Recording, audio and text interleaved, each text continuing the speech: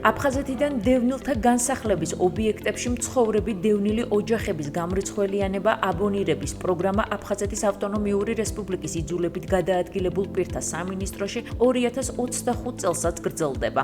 აღნიშნული პროგრამა აფხაზეთიდან დროებით დევნილ სოციალურად მძიმე კატეგორიის ოჯახებისთვის, რომლებიც დევნილთა განსახლების ან სახელმწიფო საკუთრებაში არსებულ ფართებში ცხოვრობენ, გამრიცხველიანება აბონირებისთვის აუცილებელი თანხის ანაზღაურებას ითვალისწინებს.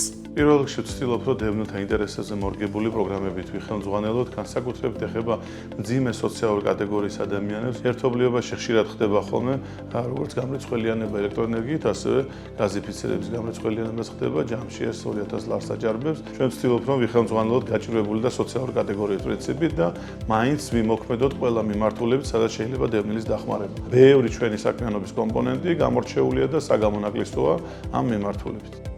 პროგრამა როგორც დედაქალაქში, ასევე რეგიონში მცხოვრებ აფხაზეთიდან დროებით დევნილებზეც მოქმედებს. გამრიცხველიანება აბონირებისთვის აუცილებელი თანხის ანაზღაურების მიზნით ბენეფიციარმა საჭირო დოკუმენტაცია უნდა წარადგინოს თბილისში სამინისტროში ან სამინისტროს აღმოსავლეთ საქართველოს ტერიტორიულ ორგანოში, რომელიც წერეთელზე მეტროდიდუბის ტერიტორიაზე მდებარეობს და დასავლეთ საქართველოს ტერიტორიულ ორგანოებში, ქუთაისსა და ზუგდიდში.